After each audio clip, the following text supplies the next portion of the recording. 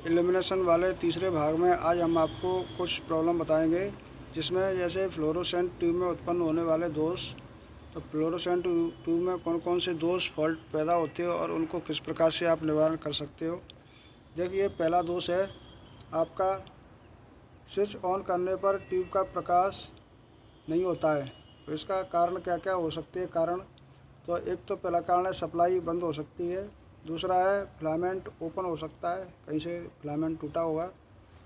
तीसरा जो कारण है वो है ढीले संयोजन, आपके कनेक्शन ढीले हो सकते हैं। चौथा है स्टार्टर ओपन या शॉर्ट सर्किट है।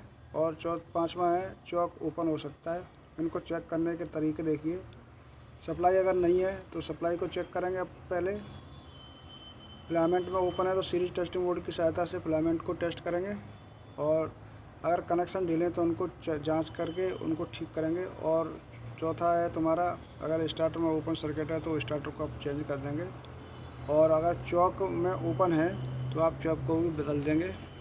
ये ट्यूबलाइट स्टार्ट नहीं होते, उनके कारण और उनको किस प्रकार से ठीक कर सकते हैं। अगला दूसरे नंबर पर है ट्यूब के सिरे लाल हो जाते हैं परंतु ट्यूबलाइट प्रकाशित नहीं होती है। इसका मुख्य कारण है स्टार्टर में शॉर्ट सर्किट दोष उत्पन्न होगा। इसके कारण ट्यूबलाइट जलेगी नहीं, लाल हो जाएगी। और इसका जो निवारण है वो स्टार्टर को आप बदल देंगे। तीसरा, स्विच ऑन करने पर केवल एक ही फिलामेंट लाल और गर्म होता है, केवल एक ही फिलामेंट जलता है। इसका मतलब जो है स्टार्टर में, इसका कारण क्या है कि स्टार्टर में अर्थ दोष उत्पन्न हो गया है और इसको अपन अर्थ दोष को चेक करके दूर करेंगे। चौथा का दोष है आपका ट्यूब टिमटिमाती है, ब्लिंकिंग करती है लेकिन पूरा प्रकाश नहीं देती है। इसके क्या क्या संभावित कारण है। एक तो सप्लाई वोल्टेज कम हो सकती है। दूसरा, स्टार्टर कमज़ोर हो सकता है। और तीसरा जो कारण है वो ट्यूब जो जलती है, ट्यूब रॉड वो कमज़ोर है। और इसको यथासंभव सप्लाई वोल्टेज को चेक करके देखेंगे। स्टार्टर है तो स्टार्टर को बदल देंगे, ख़राब है तो। ट्यूबलाइट कमज़ोर है तो नई ट्यूबलाइट का अपन परिवर्तित कर देंगे। पाँचवा दोष है ट्यूबलाइट में ट्यूब का केवल एक फिलामेंट जलता है और दूसरा लाल। एक तो जलता है और दूसरा लाल होता है। इसका कारण क्या हो सकता है कि ट्यूब की जो आयु है, लाइफ है, वो समाप्त हो चुकी है और इसके लिए आपको नई ट्यूब रॉड चेंज करनी पड़ेगी। इसका निवारण है। छठवां है आपका ट्यूब के दोनों सिरे काले पड़ चुके हैं। अगर आपको सामान्य से देखने पर ट्यूब के दोनों सिरे काले दिखाई देते हैं तो इसका कारण क्या क्या हो सकते हैं कि फिलामेंट संयोजक आपस में शॉर्ट सर्किट हो जाएंगे तो काले पड़ जाएंगे। दूसरा कारण है स्टार्टर में शॉर्ट सर्किट दोष है तो भी काले पड़ जाएंगे। तीसरा, ट्यूबलाइट की जो कार्यकारी आयु समाप्त हो चुकी है। और चौथा कारण है ट्यूब का अचानक उच्च वोल्टेज उपस्थित हो जाने पर, जैसे ही ज़्यादा वोल्टेज हो जाती है तो उसका फ्यूज़ ख़राब हो सकता है। इसके संभावित कारणों के हिसाब से इसका जो निवारण है वो अपन क्या करेंगे। अगर फिलामेंट में शॉर्ट सर्किट है तो उसको आप दूर करेंगे। स्टार्टर में शॉर्ट सर्किट है तो स्टार्टर को बदल देंगे। ट्यूबलाइट की अगर लाइफ ख़त्म हो गई तो ट्यूबलाइट अपन चेंज कर देंगे और दोषों को खोजेंगे और नई ट्यूब का प्रयोग करेंगे। अगला है संभावित सातवां नंबर का जो वो है कारण दोष है वो है नई ट्यूब कम प्रकाश देती है। कौन सा फॉल्ट आ रहा है। ट्यूबलाइट में नई है लेकिन प्रकाश कम दे रही है। तो इसके संभावित कारण क्या है कि चॉक कमज़ोर हो गई है तो आप चॉक को नया चेंज कर देंगे। दूसरा कारण है ट्यूब में निर्माण दोष है तो आप दूसरी ट्यूबलाइट उसमें लगा देंगे। ये संभावित कारण और निवारण हो गया। अगला आठवां है आपका जो ट्यूब प्रकाशित होने के समय जो टाइम है वो ज़्यादा लेती है। इसके संभावित कारण क्या है। एक तो सप्लाई वोल्टेज कम हो सकती है तो स्टेबलाइजर का प्रयोग कर सकते हैं आप, वोल्टेज को बढ़ा करके देंगे। स्टार्टर में दोष है तो आप स्टार्टर को बदल देंगे। 9वें नंबर पर स्विच ऑन करने पर फिलामेंट जल जाता है। कैसा हो जाता है। फिलामेंट ट्यूबलाइट का जल जाता है। तो चौक में शॉर्ट सर्किट है, शॉर्ट सर्किट को आप सीरीज टेस्टिंग बोर्ड की सहायता से चेक करेंगे। दूसरा, ट्यूब परपथ में अर्थिंग दोष है तो ये भी आप अर्थिंग दोष को जो सीरीज टेस्टिंग बोर्ड है उससे चेक करके दोष को दूर करेंगे। 10वां जो ट्यूबलाइट में दोष उत्पन्न होता है वो स्विच ऑफ करने पर भी अंधेरे में ट्यूबलाइट हल्की सी प्रकाश देती है। इसका संभावित कारण क्या होता है कि जो फेस का तार है वो आपने स्विच में नहीं दिया गया है, इसलिए स्विच बंद करने पर भी फेस उसमें डायरेक्ट जा रहा है और इसके लिए वायरिंग को आप ठीक करेंगे। इसका निवारण है।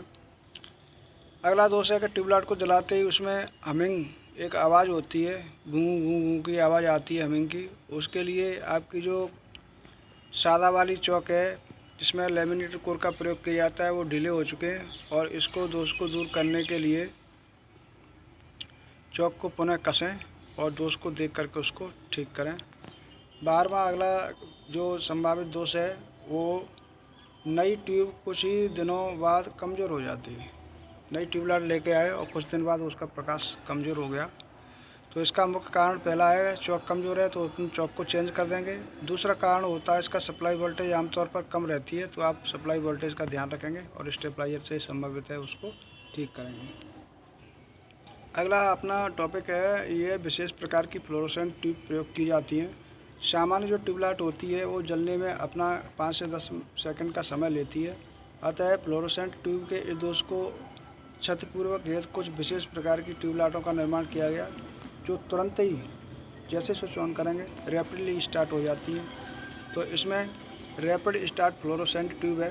पहली कौन सी है? Rapid start. रैपिड का मतलब ये है कि जैसे स्विच को आप ऑन करेंगे एकदम तीव्रता से, एकदम तुरंत स्विच को रैपिडली माने शीघ्रता से ही स्विच चालू हो जाती है। इस प्रकार की जो ट्यूबलाइट होती है उनमें जो बैलास्ट चौक है या ट्रांसफार्मर प्रकार का चौक का प्रयोग किया जाता है, जिसकी प्राइमरी और सेकेंडरी वाइंडिंग में सेकेंडरी वाइंडिंग को फिलामेंट से जोड़ दिया जाता है और फिलामेंट को गर्म करने के लिए निम्न वोल्टेज की टैपिंग निकली रहती है और ट्यूब के फिलामेंट को लगातार गर्म किया जाता है। इस कारण ट्यूब लाइट जो है शीघ्रता से ही चालू हो जाती है। इस ट्यूब के स्टार्टर की आवश्यकता नहीं होती, इसमें स्टार्टर की जरूरत नहीं होती। इसके अतिरिक्त इस ट्यूब के प्रकाश में कंपन फ्लेक्सिंग दोष भी समाप्त हो जाता है। इस ट्यूब के संयोजन नीचे दिखाए गए हैं चित्र में। देखिए इसमें एक ट्यूब दिखाई गई है, नीचे ट्यूब लिखी हुई है और इसमें ये ब्लास्ट चौक का प्रयोग किया गया है। इसमें फेस और न्यूट्रल की सप्लाई जोड़ दी है। काले पर आपने न्यूट्रल जोड़ दिया और सफ़ेद पर फेस जोड़ दिया और यहाँ से लाल के 2 तार निकलेंगे और 2 पीले तार निकलेंगे, वो ट्यूबलाइट के दोनों सिरों पर लगा दिए जाएंगे। ये ब्लास्ट चौक है और इससे रैपिडली ट्यूबलाइट स्टार्ट हो जाती है शीघ्रता से। ये दूसरे प्रकार का रैपिडली इंस्टेंट ट्यूब स्टार्टर का चित्र दिखाया गया है। इसमें ब्लास्ट चौक लगा हुआ है, सिंगल फेस की सप्लाई दी गई है और एक तो ट्यूब के लिए डायरेक्ट न्यूट्रल पहुँच जाता है, दूसरा इस ब्लास्ट चौक के द्वारा दिया जाता है। इसमें भी ये ट्यूबलाइट होती है वो तुरंत ही रैपिडली स्टार्ट हो जाती है, इंस्टेंटली, जल्दी से शीघ्रता से। तो ये वाली जो ट्यूबलाइट के कनेक्शन है वो रैपिडली स्टार्ट वाले कनेक्शन दिखाए गए हैं। अगला जो ट्यूब है वो है नियॉन शाइन ट्यूब। इसकी जो बनावट होती है वो 1 मीटर से लेकर के 5 मीटर तक की लंबी होती है और इसका जो व्यास है वो 10 से लेकर के 20 मिलीमीटर व्यास की चौड़ी लंबाई व्यास के आधार पर ये कांच की बनाई जाती है। नली को अक्षरों की आकृति में इसको मोड़ दिया जाता है और इसका ज़्यादातर प्रयोग विज्ञापनों के लिए किया जाता है, प्रकाश व्यवस्था के लिए नहीं, विज्ञापनों के लिए इसका किया जाता है। और उसमें जो है निर्वात उत्पन्न करने के ट्यूब में पहले निर्वात उत्पन्न किया जाता है और उसके बाद 3 से लेकर के 20 मिलीमीटर दाब पर इसमें नियॉन गैस भर दी जाती है, इसलिए इनको नियॉन शाइन लैंप कहते हैं। नियॉन शाइन ट्यूब के सिरे पर अर्थ और उसके संयोग के बीच में 5000 वोल्टेज दी जाती है, जिसे इसके लिए ज़्यादा वोल्टेज देने के लिए सेंटर टैप वाले ट्रांसफार्मर का उपयोग किया जाता है, जिसमें उसकी सेकेंडरी वाइंडिंग के दोनों जो संयोजक होते हैं उनके बीच में 10,000 वोल्टेज अनुमान्य है। नियॉन शाइन ट्यूब परिपथ में ऑटो ट्रांसफार्मर का प्रयोग 1500 वोल्ट तक के लिए किया जाता है। नियॉन शाइन लैंप का नीचे आप चित्र देख रहे हैं, ये ज़्यादातर किसके लिए प्रयोग किया जाता है? किसी प्रकार के जो है एडवर्टाइजमेंट के लिए इसका प्रयोग किया जाता है और इसमें ये ट्यूबलाइट को जो ट्यूब होती है उनको अक्षरों का आकार दिया जाता है और ये इसका कनेक्शन दिखाया गया है। ये कनेक्शन को ध्यानपूर्वक देखें। एसी सप्लाई दी जाती है, मुख्य स्विच लगा रहता है और इसमें फ्यूज लगा रहता है और पावर फैक्टर को सुधारने के लिए संधारित्र लगा रहता है और ये हाई वोल्टेज सेकेंडरी साइड में देने वाला एक ट्रांसफार्मर लगा हुआ है। इसकी सेकेंडरी वाइंडिंग को अर्थ किया जाता है और ये ट्यूबलाइट स्टार्ट होती है उच्च वोल्टेज पर। इसको अर्थ करना अनिवार्य होता है और जहाँ पर भी विज्ञापन किसी प्रकार का एडवर्टाइजमेंट दिया जाता है तो ये जैसे सप्लाई देंगे तो ये जिस चित्र में जैसे ट्यूबलाइट में जो अक्षर बना हुआ है वो चमकने लगता है। अलग अलग कलर के लिए अलग अलग प्रकार की गैसों का इसमें प्रयोग किया जाता है। नियॉन शाइन लैंप कहलाता है। ये कलर कोड की टेबल दी गई है। अगर लाल रंग लेना है आपको तो नियॉन गैस भरनी पड़ेगी। नारंगी रंग के लिए नियॉन और आर्गन भरनी पड़ेगी। नीले रंग के लिए पारे की वाष्प और आर्गन भरनी पड़ेगी। इसमें गैस भरने के लिए अलग अलग कलर के गैस का प्रयोग किया जाता है। सुनहरी के लिए नियॉन और हीलियम गैस। और हरा अगर प्रकाश आपको हरे में एडवर्टाइजमेंट करना है तो नियॉन और पारे की वाष्प का प्रयोग करना पड़ेगा। और पीली के लिए हीलियम गैस का प्रयोग करेंगे। ये विभिन्न रंगों के जो कलर उत्पन्न करने के लिए अलग अलग प्रकार की गैसों का इस नियॉन साइन लैंप में प्रयोग किया जाता है। अगला आपका जो लैंप है वो कार्बन आर्क लैंप है और इसकी बनावट में दो इलेक्ट्रॉन के बीच में 1.5 से लेकर के 6 mm तक का गैप रखा जाता है और उनके मध्य में जब वोल्टेज आरोपित किया जाता है तो इलेक्ट्रोड के बीच में आर्क चिंगारी पैदा होती है और उसके द्वारा तीव्र प्रकाश उत्पन्न होता है। इसी सिद्धांत पर आर्क लैंप का जो कार्य करता है, इसमें दो कार्बन के धन और ऋण वाले दो छड़ें होती हैं और उनके जो सिरे होते हैं वो नुकीले होते हैं। आइए अपन इसको चित्र में देखते हैं। ये कार्बन आर्क लैंप दिखाया गया है और इसमें एक डीसी सप्लाई पर चलने वाला है। तो इसमें जो डीसी सप्लाई चलने वाला है तो इसमें धन वाला जो आपका इलेक्ट्रोड है वो बड़े आकार का है और ऋण वाला है वो छोटे आकार का होता है। दोनों इलेक्ट्रॉनों के बीच में एक रिफ्लेक्टर लगा हुआ है। इससे प्रकाश सामने की ओर परावर्तित हो जाएगा और इसको जैसे ही पास में लेके आते हैं तो इसमें चिंगारी पैदा हो जाती है और वोल्टेज के लिए इसमें एक ब्लास्ट शॉक का भी प्रयोग किया जाता है। ये डीसी से चलने वाला है। तो जब इलेक्ट्रॉन को 40 से 60% वोल्टेज डीसी विभवांतर आरोपित किया जाता है तो इलेक्ट्रॉन के मध्य में जो है आर्क पैदा हो जाती है और आर्क की तीव्रता के द्वारा तीव्र प्रकाश उत्सर्जित होता है। प्रकाश का 85% भाग जो है धन इलेक्ट्रोड पॉजिटिव वाले से उत्पन्न होता है और 10% भाग है प्रकाश का वो ऋण वाले से उत्पन्न होता है। और इसका जो कार्यकारी तापमान है वो 3500 से लेकर के 4000 डिग्री सेल्सियस तक होता है तथा इलेक्ट्रोड का जो तापमान है वो 2000 डिग्री सेल्सियस तक पहुंच जाता है।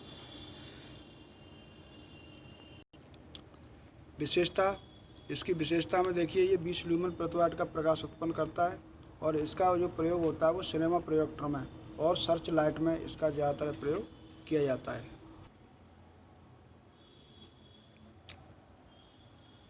अन्य महत्वपूर्ण लैंपों में आप देखेंगे हेलोजन लैंप है आपका। इसको सामान्यतः GLS general lighting service bulb में ये सामान्य बल्बों में आते हैं और आयोडीन, ब्रोमीन, क्लोरीन इत्यादि गैसें इसमें भरी रहती है। हेलोजन लैंप सामान्यतः GLS बल्ब के अंतर्गत आता है और इसमें निश्चित गैस के साथ है हेलोजन समूह की कोई भी उपयुक्त गैस अल्प मात्रा में भरी रहती है। इसका ऊपर का जो कांच है वो क्वार्ट्ज कांच होता है और लंबी पतली टंगस्टन के फिलामेंट कॉइल वाला फिलामेंट इसमें प्रयोग किया जाता है। और क्वार्ट्ज से बनी ये प्रयोग उच्च तापमान सहनशीलता के कारण किया जाता है। क्वार्ट्ज का कांच ज़्यादा टेम्परेचर भी काम कर सकता है क्योंकि ये जो हेलोजन है वो गर्म ज़्यादा होती है। इस लैंप में हेलोजन समूह की गैसों की उपस्थिति का प्रमुख लाभ यह होता है कि टंगस्टन का जो ज़्यादा हीट होने पर जो वाष्पीकृत है वो फिलामेंट पर जमा हो जाता है। टंगस्टन के वाष्पीकरण अणु दूर ना फैल सकें इसके लिए लैंप की नली को बिल्कुल पतला संकीर्ण बनाया जाता है। उच्च तापमान सहन सकने वाली पदार्थ की बनाई जाती है जिससे कि फिलामेंट उच्च तापमान तक गर्म हो सके और ज़्यादा से ज़्यादा प्रकाश उत्पन्न कर सके। ये आप जो हेलोजन है वो आप ज़्यादातर शादियों में, उत्सवों में, मेलाओं, प्रदर्शनियों में जलते हुए देखते हैं। बहुत ही तीव्र प्रकाश उत्पन्न करती है। ये देखिए हेलोजन का एक चित्र बताया गया है। इसमें दोनों साइड में कनेक्टिंग लीड्स लगी रहती हैं, बीच में टंगस्टन का फिलामेंट लगा रहता है और ये पतली क्वार्ट्ज के कांच की बनी होती है। इसकी विशेषता देखिए, ये 25 से 35 ल्यूमेन का प्रकाश पैदा करती है और ये 230 से लेकर के 250 वोल्टेज AC पर कार्य करती है। 300 वाट में, 500 वाट में और 1000 वाट की क्षमता में बाज़ार में ये आपको उपलब्ध होती हैं। इनका प्रयोग अपन स्टेडियम में, हवाई अड्डों में, रेलवे स्टेशनों में, प्रदर्शनियों में, किसी प्रकार के स्विमिंग पूल में, गोदामों में, वाहनों की जो हेडलाइट होती हैं वहाँ इनका ज़्यादातर प्रयोग किया जाता है। जनरल प्रयोग के लिए की जाने वाला ये हेलोजन लाइट है। इसके लाभ, इनकी कार्यकारी जो क्षमता है वो उच्च होती है और इन लैंपों में ब्लास्ट को प्रयोग करने की आवश्यकता नहीं होती। किसी प्रकार का ब्लास्ट चौक का प्रयोग नहीं करते।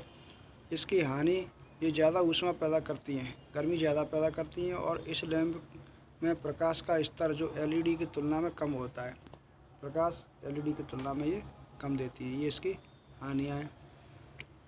आगे आप कॉम्पैक्ट फ्लोरोसेंट लैंप यानी सीएफएल के बारे में ज़्यादातर है। अब इस समय लाइट खपत को देखते हुए सीएफएल का ज़्यादा प्रयोग किया जा रहा है और सीएफएल के बाद और भी अच्छी क्वालिटी के जो बल्ब हैं वो एलईडी आ गए हैं, जो ज़्यादा प्रकाश भी देते हैं और जो पावर कंज्यूम है वो कम करते हैं। तो सीएफएल को अपन कॉम्पैक्ट फ्लोरोसेंट ट्यूब इसका फुल फॉर्म है। इस लैंप की कार्यप्रणाली फ्लोरोसेंट जो ट्यूबलाइट होती है उसी के समान होती है। इनको सीएफएल के नाम से जाना जाता है। इस लैंप का प्रयोग जो इनकैंडिसेंट लैंप के स्थान पर अब ज़्यादातर इनका प्रयोग होने लगा है। उच्च प्रारंभिक वोल्टेज के लिए इलेक्ट्रॉनिक प्रपथ का प्रयोग किया जाता है। जब लैंप कार्यरत अवस्था में होता है तब इलेक्ट्रॉनिक प्रपथ में धारा तथा वोल्टेज को नियंत्रित करके इसमें डीसी सप्लाई दे करके इसको प्रयोग किया जाता है। बाज़ार में आपको ये अलग अलग प्रकार के वाटेज में उपलब्ध होती हैं। 3 वाट की, 5 वाट की, 9 की, 11 की, 14 की, 18 की, 22 की, 28 की, 32 की, 42 की, 80 वाट की ये उपलब्ध होती हैं और इनकी कार्यकारी वोल्टेज 250 वोल्टेज की होती है। इन लैंपों का प्रयोग वर्तमान में घरेलू और औद्योगिक संस्थान में ज़्यादा से ज़्यादा किया जाने लगा है।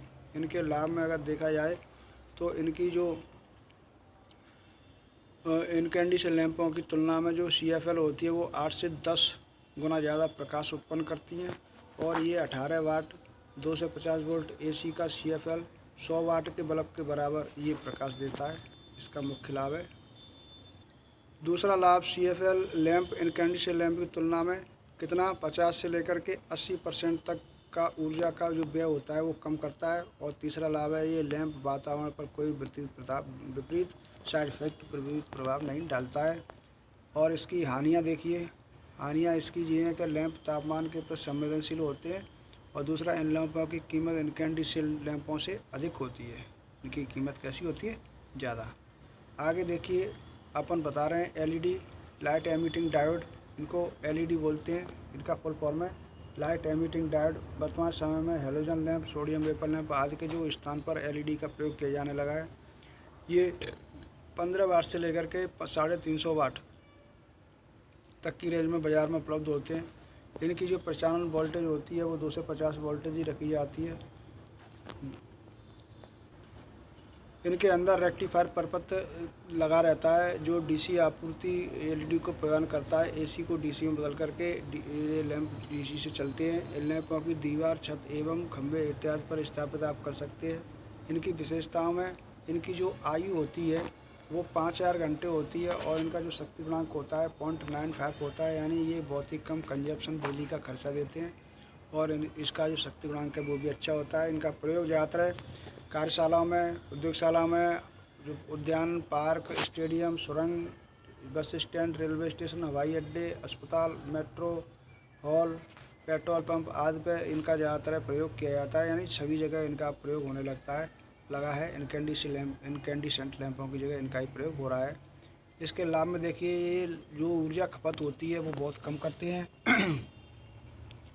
ये लाइटें निम्न तापमान पर भी प्रचालित हो जाती हैं। और इनकी हानियाँ देखिए कि इन लाइटों में रंगों की जो संख्या सीमित होती है। इस लाइट में सिंगल यूनिट की ब्राइटनेस कम होती है। इसके बाद अगला जो लैंप है वो है आपका सोलर लैंप प्राय LED, solar panel, battery charger और बैटरी इत्यादि से निर्मित एक प्रकाश व्यवस्था है। इसके लिए आपको किन किन चीज़ों की ज़रूरत पड़ेगी? एलईडी की ज़रूरत पड़ेगी, सोलर पैनल की ज़रूरत पड़ेगी और आपको बैटरी की और चार्ज नियंत्रक इन चीज़ों की ज़रूरत पड़ती है। इन सारी चीज़ों को असेंबल करके प्रकाश ऊर्जा को डीसी विद्युत ऊर्जा में बदल करके आपको एलईडी जलाने के लिए प्रयोग किया जाता है।